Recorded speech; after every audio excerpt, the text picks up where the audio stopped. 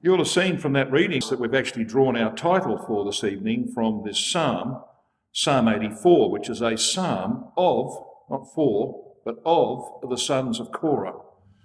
And what we have here is a psalm that actually has its roots in 2 Chronicles chapter 20, in the dramatic events of the overthrow of the enemies of Judah in the times of Jehoshaphat, king of Judah. But I'm not going to go into that matter tonight. I want just to establish where we're heading in this particular talk. It's all about attitude, brothers and sisters, attitude towards God's house. That, of course, can be his ecclesia. It can be the house of the age to come. It's the attitude we have towards God's house that will see us in the kingdom. We know that faith is what will get us there, faith through divine grace, but faith is about the formation of attitudes of mind and the way that we think. And so this psalm tells us something about the way we ought to think. We all know those words from Proverbs 29 verse 18, that where there is no vision, the people perish. That proves to be true. We have to have a vision of things to come. Here in Psalm 84, we have those words in verse 10, "For a day in thy courts is better than 1,000. I'd rather be a doorkeeper," says this son of Korah, "in the house of my God than to dwell in the tents of wickedness." Now, sometimes we hear people say, well, that's all I want to be in the kingdom, is a doorkeeper in the house of God. Well, I've got some disappointing news for you, but it has a very good upside. You are not going to be. If you're going to be there as an immortal saint, you are not going to be a doorkeeper, brothers and sisters. You're going to be a king and a priest. The doorkeeping role will be left to mortal Levites, as it was of old. We are going to be the rulers of the age to come, not doorkeepers. And that's not a good translation, in fact. You see there in verse 10 it says, if you have the Oxford version of the Bible, it gives you a marginal alternative. And this is how it should read. The Interlinear Bible says this: "I have chosen to stand at the threshold of the house of God." Right? Now, why is he doing it? Why is this psalmist choosing to stand at the threshold? Well, because he's jealous. Yeah, he's very jealous. You know who he's jealous of? The birds of verse 3. So let's go back a bit earlier in the psalm. He says this in verse 1, "How amiable, that is, how lovely, are thy tabernacles, O Yahweh of armies. My soul longeth, yea, even fainteth for the courts of Yahweh. My heart and my flesh crieth out for the living God." Now, these sons of Korah spent most of their life in the tabernacle or the temple. So that was where they did their work. So this was part of everyday life for them. So what's he talking about? Well, you see, when the sun went down, they closed the doors. They closed the doors of the temple, put a guard on it, and no human being went into it until the sun rose the next day. It was locked up overnight. They didn't stop the birds flying over the wall, and that's what he's jealous of. See in verse 3, "Yea, the sparrow hath found an house, and the swallow a nest for herself, where she may lay her young, even thine altars." So you've got these birds, and here is this son of Korah, this Levite, who has to be expelled from the house because they're going to close the doors. He doesn't want to go down to what he calls in verse 10, to dwell in the tents of wickedness. That word dwell there is not the word that you find in verse 4 of Psalm 84. The one in verse 4, "Blessed are they that dwell in thy house," is the Hebrew word yashab. It means to sit down and remain permanently. Okay? The one here in verse 10 is a different Hebrew word, it's dur, and it means to gyrate or to move in a circle. Now, I don't know what life is like in Goffstown, but where I come from, if you go down the road on a Friday night in particular, this is Thursday, it's a shopping night, you go down the road on a Friday night where I live, and there's a lot of people gyrating, right, in bars and dance halls and you name it. They're gyrating, you know, and they're jumping up and down to rock and roll music, and that's the way of life of the world, isn't it? That's what he's saying. I don't want to go down there. I am not interested in that way of life. All I want is to be in the courts of my God. And I am very jealous of those sparrows that are flying over the wall that have got their young are in the house of God. That's where I want to be. So I'm not going home. I'm not going to go down with that mob. I'm going to stand here until they open the doors in the morning so I can go back into the house of God. It's all about attitude, brothers and sisters. What's our attitude towards the things of the future? Well, I think all of us can't wait for Christ to come, to set up the kingdom, to build the house of prayer for all nations. We just want to be there, don't we? But you know, getting there is about what you do today. Getting there is about how you live your life today. And if your attitude to the house of God is that that's where you want to be, that you want to be with your brothers and sisters, that in the confines of the ecclesial walls, this is where you find refuge, and that's where you get your satisfactions in life. If that's your attitude, then you're going to be there in the future, in the literal house of God. So that's how we start. We want to talk about a day in the courts of Yahweh, both for an immortal, hopefully that will be you and me, and for a mortal in the age to come. Rotherham says, I choose rather to stand at the threshold in the house of my God than to dwell in the tents of lawlessness, which is what that word wickedness means. The lawlessness of the age in which we live, of course, matches it. Like I said, it's attitude towards the house. It frames the hope of the future. Let's have a look and see what is going to happen to the land where this house is to be built. Some of us in this room have been there recently. It's a land that is in parts quite barren. You know, it's been eroded by the weathering of thousands of years. The Turks, of course, imposed a tax on the trees, so the Jews cut the trees down. When you cut trees down, of course, that does things to the environment. And so the land is quite barren. It has a spine that runs up through the middle of it called the mountains of Israel that run from Hebron to Mount Gilboa. That's all going to be flattened. That spine of the land is going to be flattened. And the Dead Sea of today, which is in American terms 1,300 feet below sea level and receding at 3 feet a year, the Dead Sea has to be raised above sea level because the water is going to flow backwards up through a little town called Adam, reversing this problem of humanity which goes from the sea of life in a serpentine course down the descender, that's what Jordan means, the descender, through the city of Adam into the Dead Sea where nothing lives. That's all going to be reversed in the kingdom age. So the water is going to flow backwards and flow out into the Mediterranean, probably via the valley of Jezreel. Okay? It's going to become a living sea because it will be supplied with water that will come from under the altar of the exalted Mount Zion. Okay? And 2 rivers will flow down to supply this new living sea, where there'll be fishermen standing at En Eglaim and En Gedi. You can't do that today. Right? You don't catch anything in there today. So wonderful things, dramatic things have to happen, of course, to this land. And what we're going to have is the Arabah. Now you'll see here that the mountains of Israel are flattened. We have a plateau. And then we have this, you see this slope here? We have the Arabah, which of course just simply means a plain. And down on that plain is the city Yahweh Shema, where the mortal worshippers will come and stay while they are in the land. And for those mortal worshippers, brothers and sisters, many of whom will live for hundreds of years, it'll only be once or twice in a lifetime that they'll make this journey to the land. Someone coming from Australia, even if there's a land bridge across the Indonesian archipelago, will take them 11 months to get there. Now, one of the greatest journeys of your life.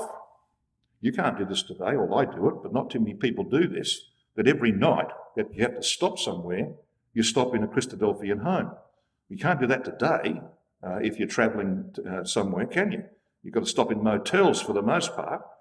Every single place they stop, every 20 miles of that journey that will take them 11 months to walk from Australia will be a delightful experience, like I enjoy, thankfully, of stopping with brothers and sisters. All will be in the truth in that day.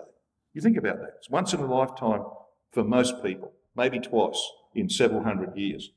But it's going to be a spectacular experience. When they come to this land, as I said, here is the raised former Dead Sea, now a living sea. The water's flowing back through the city of Adam and back into the Mediterranean. So that's what, of course, Zechariah is talking about, the The former sea is the Dead Sea, and the hinder sea is the Mediterranean.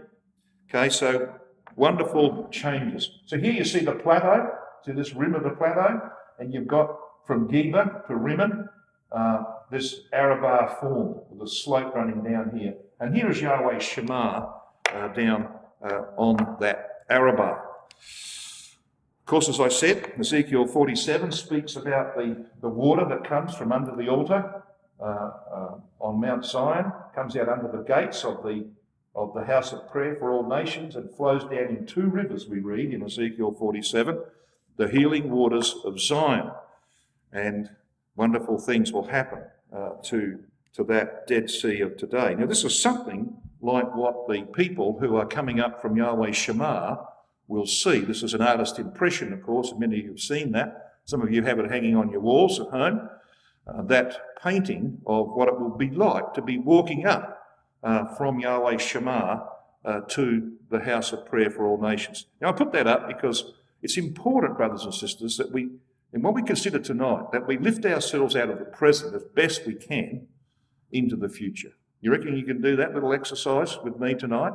Let's just see if we can transport ourselves out of Goffstown and into this beautified land of the age to come, and that wonderful house of prayer for all nations. So it does require a little bit of mental effort, but I know that you're all capable of it, so we're going to attempt that tonight. Here is Yahweh Shema as explained for us in Ezekiel chapter 48. There are three sections, of course, to the Holy Oblation. It's 56 miles square. The top section is reserved for the sons of Zadok. That's the immortal priests of the age to come. That's you and me. And we are told in Ezekiel 45 verse 8 that we actually have houses there. Now, those houses will be absent of a kitchen, of a bathroom, and of a bedroom. All right? They will not have what would be essential for a house today, because we'll be immortal. We're not going to need to sleep. We don't need to eat, although we will and enjoy it.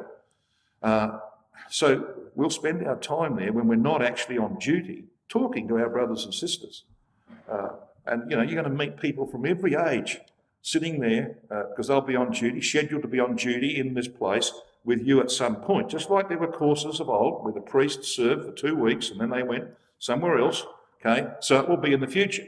Most of us, of course, are going to have duties in the nations as administrators and educators of peoples, maybe in this continent or in Australia. But there will be times when we are scheduled to serve in the house. When you're there in the land, that is where you will congregate with your brothers and sisters. The mortal worshippers are going to be down here in this place called Yahweh Shema. It's 22 miles from the temple. The temple is here. You can see the arrow pointing to the temple, which sits on the southern boundary of the portion of the sons of Zadok, and this portion given to the Levites, the mortal Levites, who will serve in the house. In actual fact, the border runs just to the north of the inner set of celae or halls.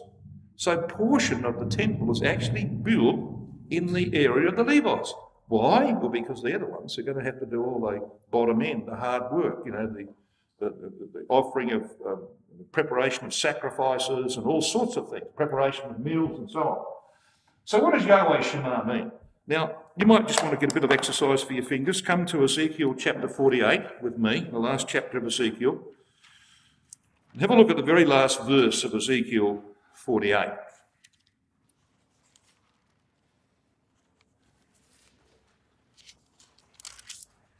Verse 35. The subject matter from verse 30 to 35 is this city, not like we have cities today, but the city of the future, Yahweh Shema. It's a dormitory city. We read about it in verse 35. It was round about 18,000 measures, and the name of the city from that day shall be, says in the King James, the Lord is there. And the margin has Yahweh Shema, okay? Now, this is not to be confused where Yahweh really will be. Yahweh will be in the temple, and the temple is 22 miles north of Yahweh Shema. Okay, So this is not a great translation of the meaning of the name. Brother Sully says in his book, literally it means from thence unto Yahweh, or Yahweh thither, or to Yahweh from this place. So when mortal worshippers come into the land, that's where they're accommodated, and then they're going to make the journey up to the temple. Now they'll go up, day after day after day, doing whatever is necessary. We're not told what manner of transport there is, but 22 miles is a day's walk anyway, so there's got to be some kind of transport to get them there. So that's what will happen here. They go to Yahweh from this place, from Yahweh Shema. Well, what about this place? Just come back to verse 15 of Ezekiel 48. It says there, and the 5,000 that are left in the breadth over against the 25,000 shall be a profane place for the city. Well, he's talking about this rectangular section here. This is 25,000 across, 25,000 reads square, okay? And this one's 5,000, whereas these two are 10,000 each. So it's half the size of the area given over to the immortal saints and to the Levites. But it's called here profane. Now, we would normally use the word profane as something negative, wouldn't we? It just means common, right? Just something that's common or ordinary. There's no evil connotation in the word profane in this context. But then you read in verse 18 something very interesting. Come down to verse 18.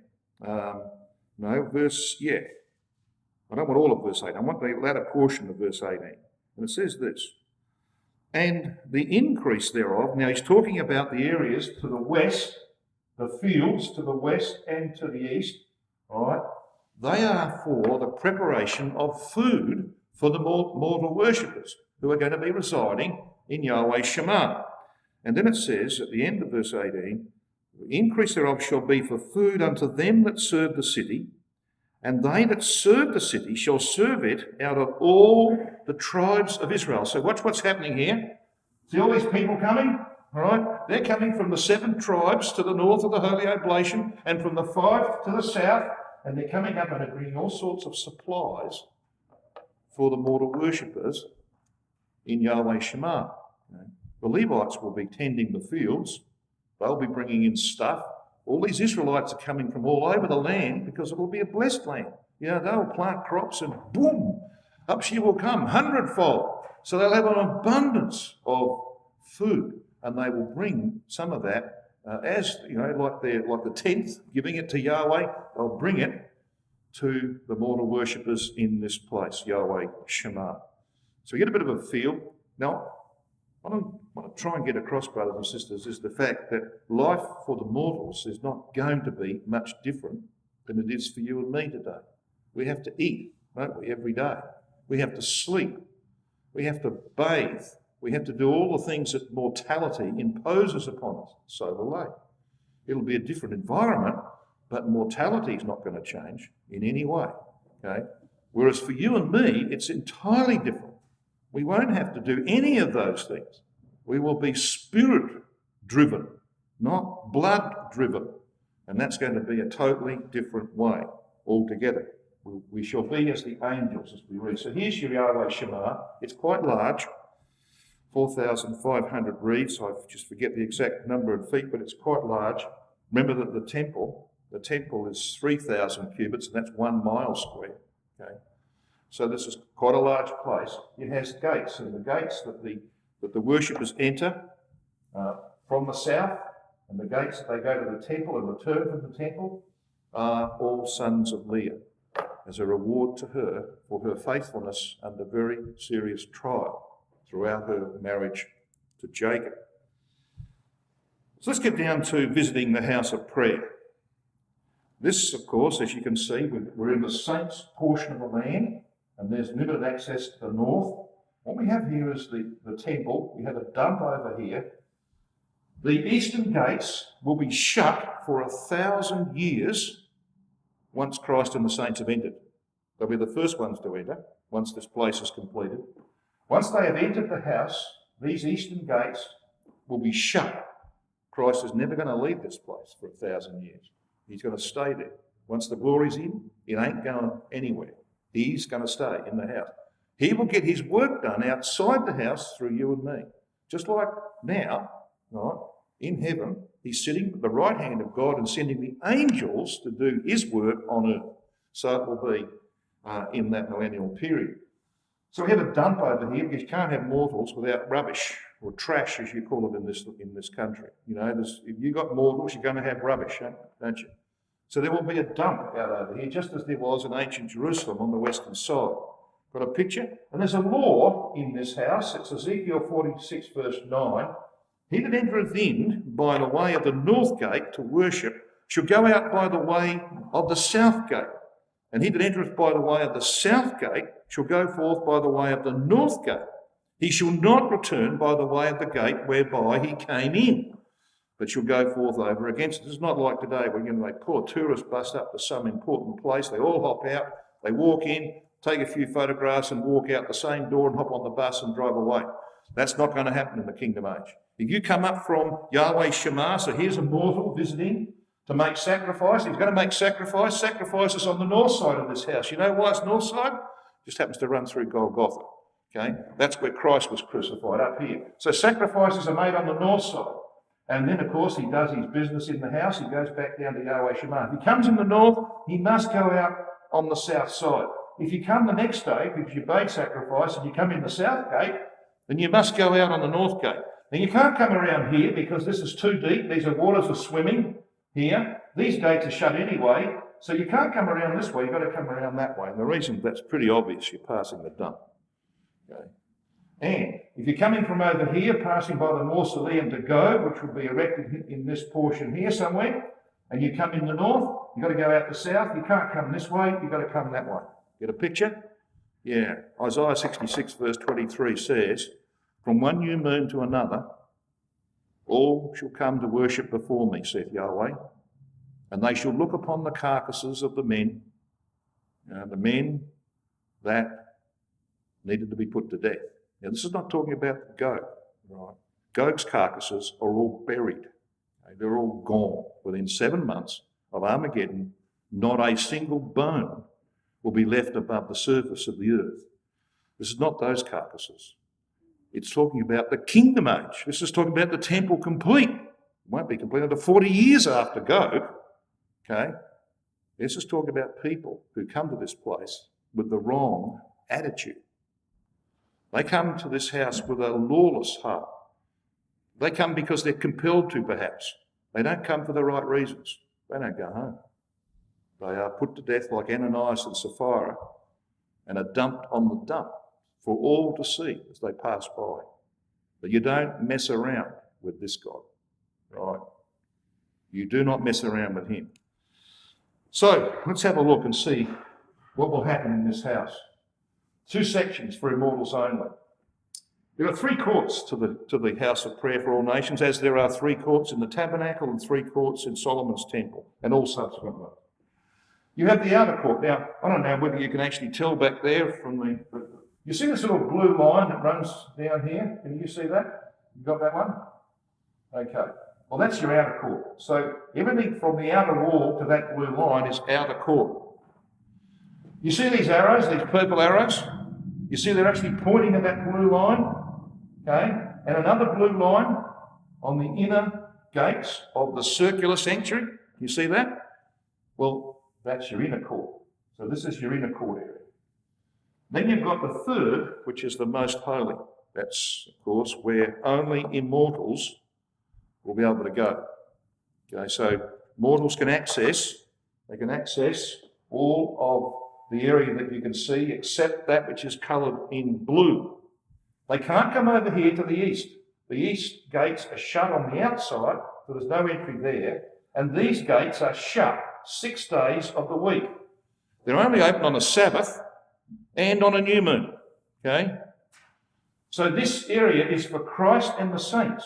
That's where we will actually sit down with him to eat meals with him and to partake of bread and wine on the occasions when we happen to be there. So mortals are restricted in their access to certain parts of this house because the glory will have returned.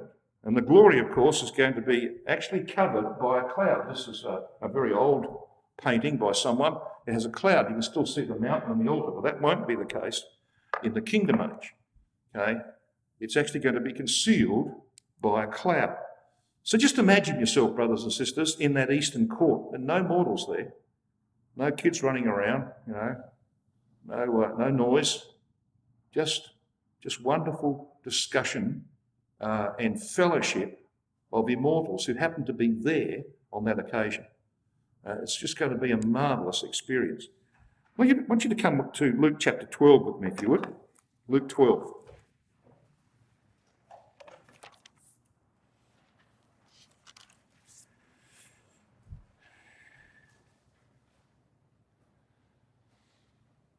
We're going to read it from verse 35 of Luke 12. Let your loins be girded about and your lights burning, and ye yourselves like unto men that wait for their Lord, when he will return from the wedding, that when he cometh and knocketh, they may open unto him immediately. Blessed are those servants whom the Lord, when he cometh, shall find watching. Verily I say unto you, that he shall gird himself and make them sit down to food, and will come forth and serve them. Now, think about that. This is the occasions when Christ gathers into the eastern row of Celle, all right? These are the gates that have been permanently shut, okay?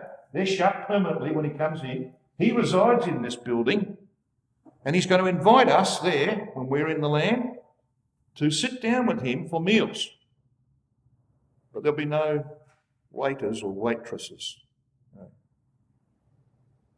He will be the server. Really? I thought he was King of Kings and Lord of Lords. Don't you think we should serve him, brothers and sisters?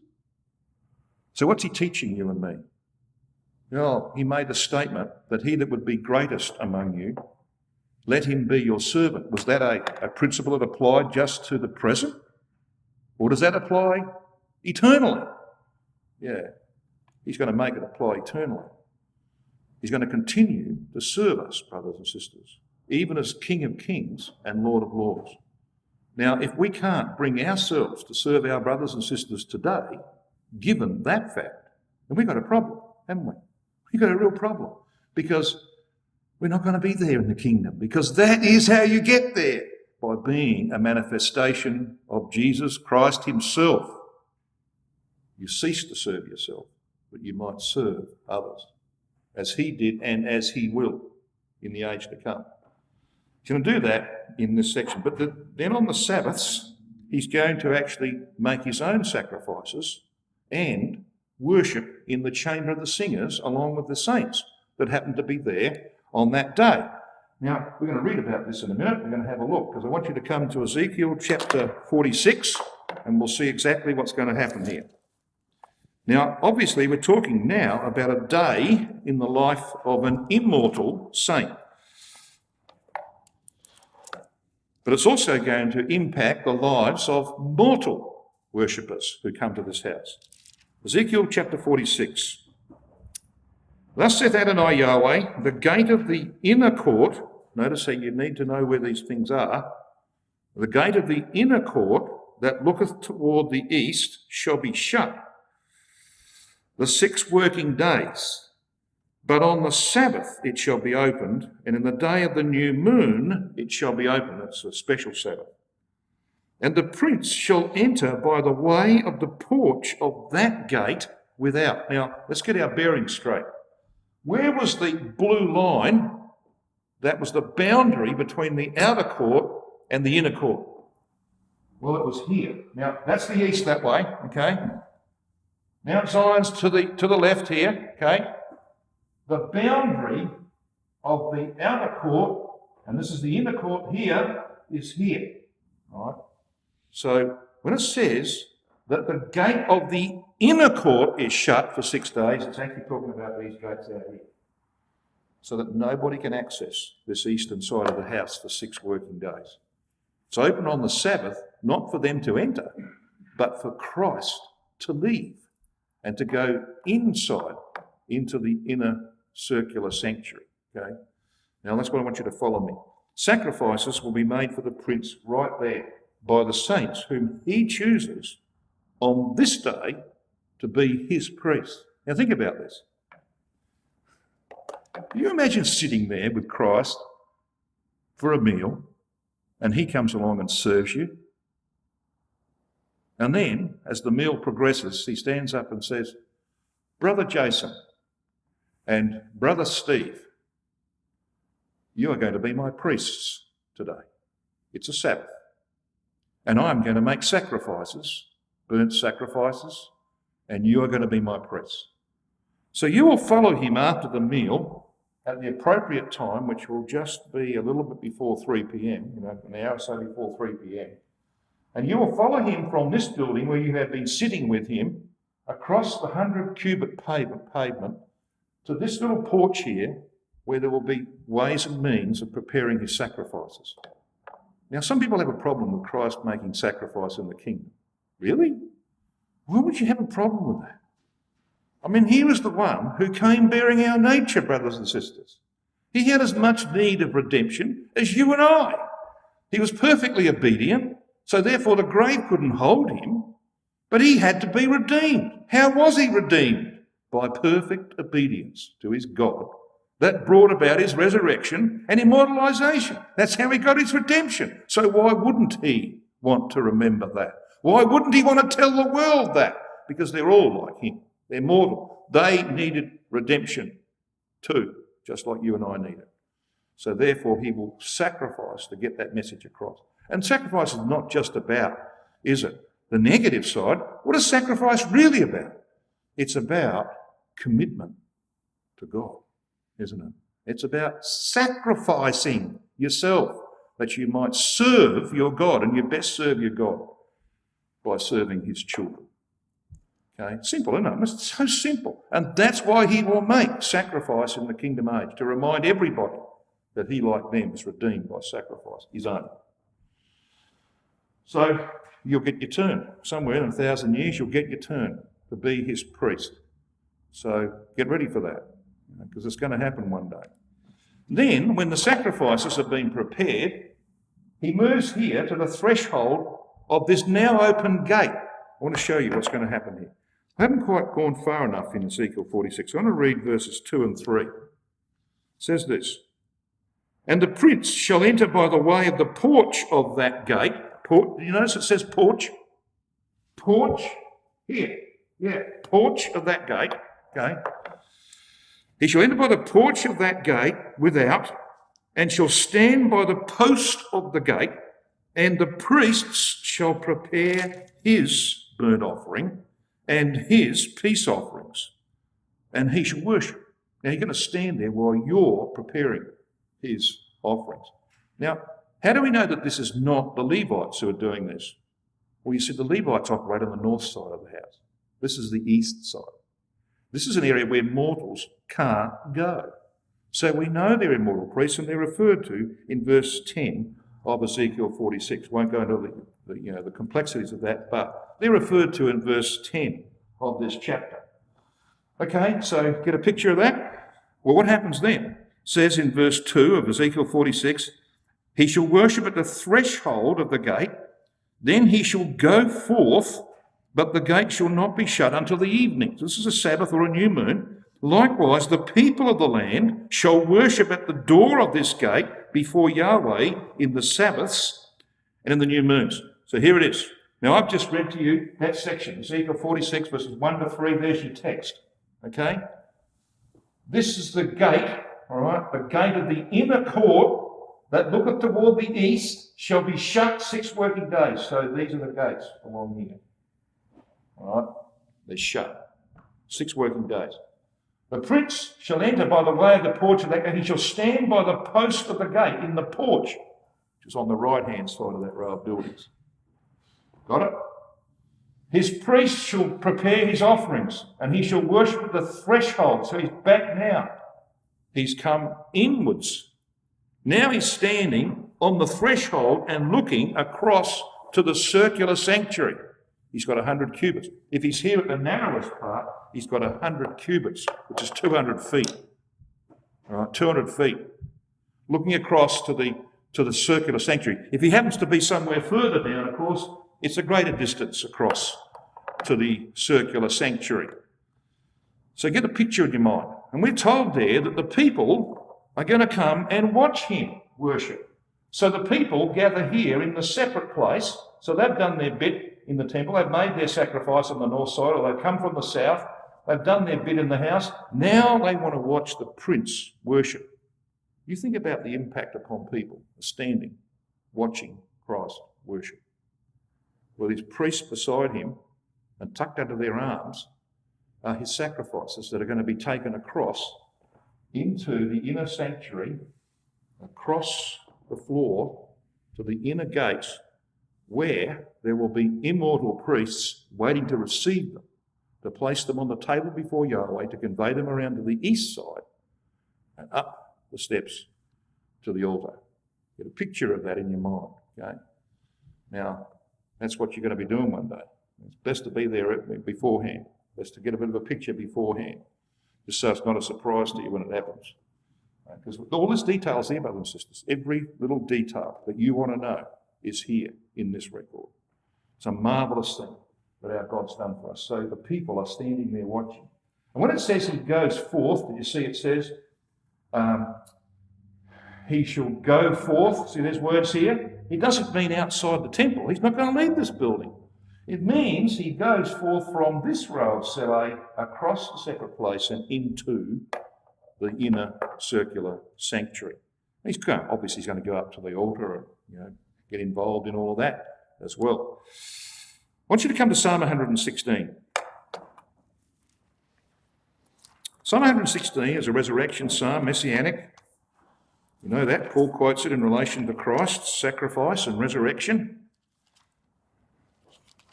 If you don't have a note in Psalm 116 to that effect, it's not a bad idea to put one there. You see those words in verse 10 of Psalm 116? I believed, therefore have I spoken. Paul quotes them word for word in 2 Corinthians chapter 4 and verse 13. And you go to 2 Corinthians 4, what do you find? He's talking about the sacrifice of Christ. So this is clearly a messianic psalm. And it's a psalm about what we've just been talking about. Now, I'm not going to spend too much time on this. Just come down to verse 13 perhaps. Maybe verse 12. What shall I render unto Yahweh for all his benefits toward me? I will take the cup of salvation and call upon the name of Yahweh. Now, as we read these words, these are coming out of the mouth of Christ, okay? Messianic. Words from the mouth of Christ.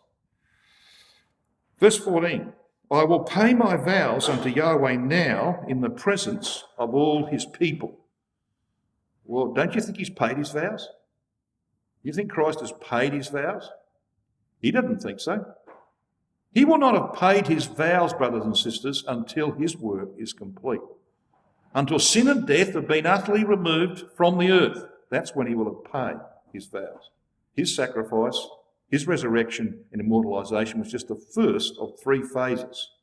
The second is about to happen to you and me, and the third will be at the end of the millennium, when mortality is completely abolished. Okay? He will not have paid his vows to his God until that work is done. So what's he going to do? He's going to do it in the presence of all his people. We're going to find out where that is in a minute. But let's read on. Verse 15. Precious in the sight of Yahweh is the death of his saints. That's what the King James Version says. It's not quite accurate. It's true that when we die, we're buried in what's called, in John chapter 5, memorial graves. Because they're remembered, and the angels are going to turn up and raise us from the dead. Yeah, but that's not what this is about. It should read this way. Precious in the sight of Yahweh is the death for his saints. What death might that be? Yeah, the sacrifice of Christ. Yeah, that's what's precious in the eyes of Yahweh. So he says in verse 17, I will offer to thee the sacrifice of thanksgiving and will call upon the name of Yahweh. I will pay my vows unto Yahweh now in the presence of all his people. Now, where is this? The last verse of the psalm tells us where it is. Verse 19. in the courts of Yahweh's house, in the midst of thee, O Jerusalem. In other words, what we've just been talking about, right?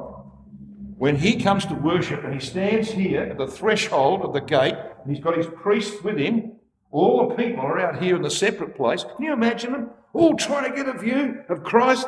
You know, this is a once-in-a-lifetime opportunity, and they're all there trying to peer over the short people like Zacchaeus, trying to find a way to get up higher. Yeah, fabulous. You get that picture in your mind, brothers and sisters, of all these mortal people that are seeing something that very few are going to see. The prince worshipping and about to make sacrifice, to take the sacrifices across to the altar. Wonderful things. And he's going to pay his vows. He's going to commit himself to the fulfillment of the work God gave to him, which will be played out over that 1,000-year period. What a day that will be in the life of both an immortal and a mortal. Okay? What a day that will be. And then, of course, he will make his way across to the chambers of the singers. That's what it's called. You know, I can't sing for nuts, really. You know, there are occasions when you get in the shower and you think you're Pavarotti. But I'll have to wait. I'll have to wait until the day. And then we will be even better than Pavarotti and company. And we'll better raise our voices in a way that we cannot do today, with mortal frailty and weakness. What a wonderful thing when you've got several 100,000. By the way, this house can accommodate 500,000 people a day. Just imagine several 100,000 saints gathered in the 3 levels, there's 3 levels in this building, this circular inner sanctuary, singing with loud voices, music that the world has never heard before. Can you imagine that? That sends shivers up my spine. But it's going to be a reality one day, and guess who's going to be there with us? Yeah, the one who gave himself, the death that is precious in the sight of Yahweh. Yeah, what a time that will be. So there's your 3 levels in the chambers of the singers. Now, just a brief word. I want you to come to Isaiah, if you would. Isaiah chapter 4. Just a brief word about what the mortals will see when they come to this place.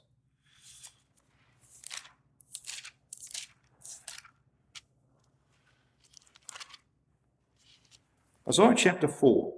I'm going to read it from verse 5. And Yahweh will create upon every dwelling place of Mount Zion and upon her assemblies a cloud and smoke by day, and the shining of a flaming fire by night. For upon all the glory shall be a defence. Now Rotherham translates the latter portion this way. For over all the glory shall be a canopy. Now, we just read about a cloud. Now, this is an artist's attempt to show that the cloud's not big enough, of course, because it was a sister who did this. If she was to put the cloud where it truly belongs, then you wouldn't see the mountain at all. But that's the way the mortals will see it. Not you and I, but we're going to go inside. We're going to be inside the cloud. Okay? But the mortals are not going to see the glory which would destroy them if they were exposed to it. The cloud will hide that glory. What they will see is the glow of the glory, and they'll also see the glow of the accepted sacrifices. There's no wood on this altar. It's a huge altar. You know, it's 100 cubits square. Really? Now, it's 200 feet. I mean, the actual altar itself is a bit smaller than that, but that's ridiculous. You imagine the number of sacrifices on there, and there's no wood. In fact, there's water coming up underneath it and coming out and running down the south side under the gates out north and south down to the Dead Sea, or Living Sea as it will be then. So how are these sacrifices going to be accepted every day? Well, by fire from heaven, like they were in the time of Solomon, remember? Yeah, fire from heaven. At what time? 3 p.m, the moment that Christ died on the cross. Yeah, what a wonderful thing that will be. You'll hang around for that, won't you, if you're immortal? So, as worshippers approach the sanctuary, and some of them are going to go up these steps here, because sitting on 389 thrones around that circular sanctuary every day will be saints ready to give advice, counsel, instruction, and make judgments about issues that are brought to them. That's what we're going to be doing there, brothers and sisters. But what they will see, these mortals who come, is the cloud with its rim on the inner side of this building, okay? Like a canopy over the mountain. So those thrones of the house of David, and that's what Psalm 122 verse 5 is about. The thrones of the house of David is the phrase. Those thrones of the house of David, can you see the curvature of that building? Is that obvious to you, the curvature? So Mount Zion is this way, true? So you've got the curvature of the circular sanctuary, which is massive. And those thrones are actually set here at the top of the steps. Every step is at least 389, and a saint will be sitting there. You'll get your turn on that. You'll be sitting in one of those thrones, and up these steps will come the mortals. They come up the left-hand side, they go down the right-hand side. They'll come up and they'll stand in front of you and say, look, I got a few problems. Can you give me some advice? And you'll give them scriptural advice based on your experience. And now, of course, you won't have the hindrance of mortality to get in the way. You'll give them the advice they need, and they'll go away to implement those things. So that's one of the duties we perform as kings. We've just seen priests, haven't we? Kings in the age to come.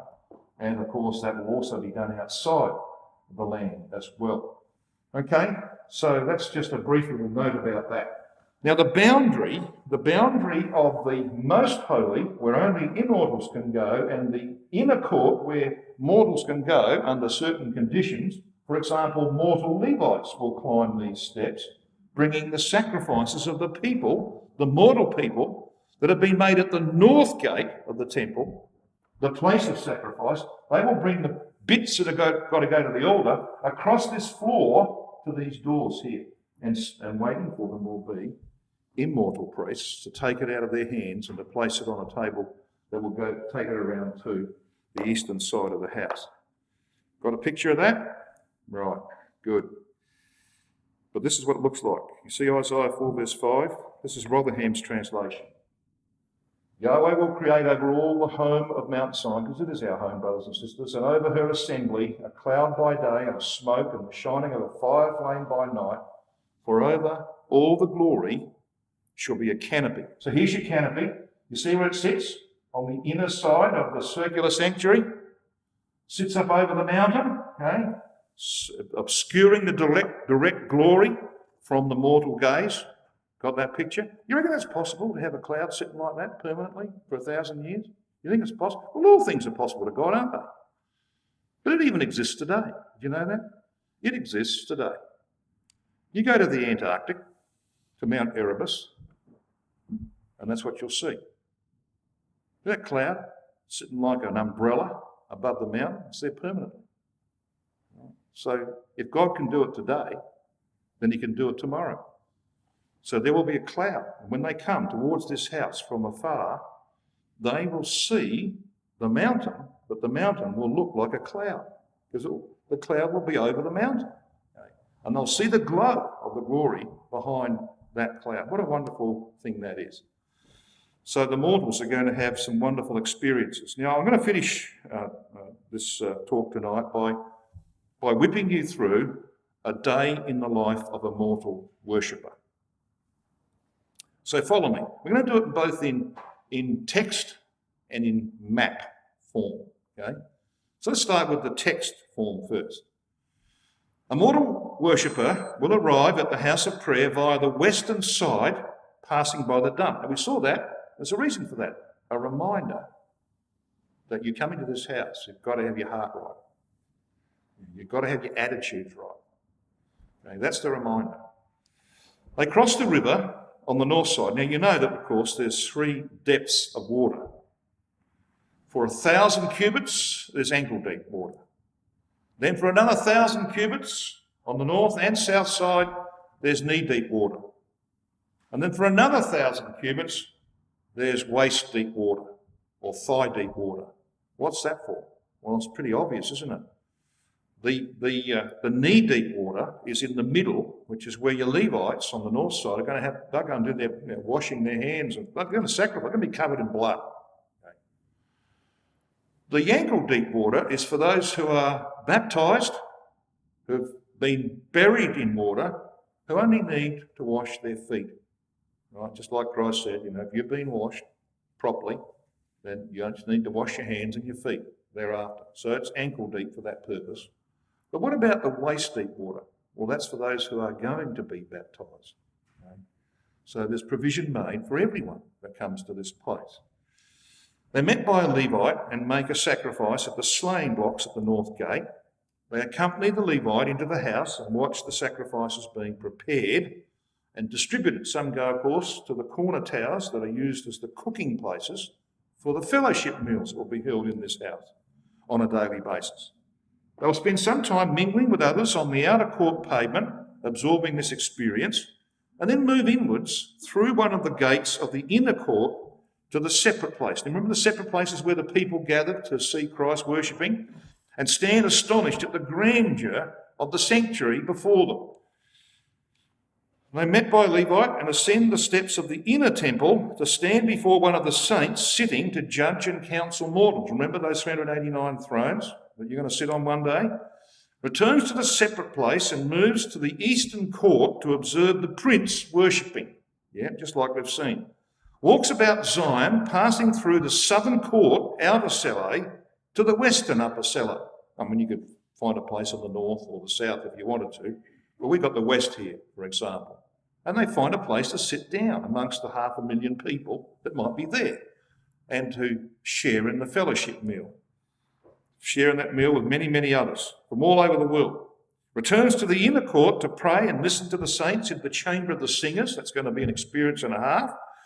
And stands awestruck as the day's sacrifices are accepted, and in humility departs through the south gate back to Yahweh Shema. Now that's your text form. Now I'm going to do it in map form. You ready for this? Follow the green arrows. Here's the itinerary of a day in the house. Arrives at the river on the north side, crosses and makes sacrifice. Okay? Enters the gates and passes through the outer court to the inner court and judgment, standing before one of the saints sitting on one of the thrones of the house of David. Moves to witness the prince worship at the post of the east gate, the threshold. Then walks about Zion to the western side of the house where he finds a place on one of the 3 levels to sit down for a meal. Moves to the inner court to hear the saints singing in the chambers of the singers. This is the chambers of the singers. And then, of course, reluctantly moves to the outer court, leaves via the south gate for Yahweh Shema. It's a day in the life of a mortal worshipper. You know what they would have done? Exactly what Psalm 48 verses 12 and 13 says they'll do. Walk about Zion and go round about it. Yep, right around. Right? Walk about Zion, go round about it. Tell the towers there are 4 towers. Okay? Consider her palaces. Mark the her bulwarks, consider her palaces. Palaces? Yeah, they're in a palace. That ye may tell it to the generation following. And they'll go home and tell their kids and their grandkids about this.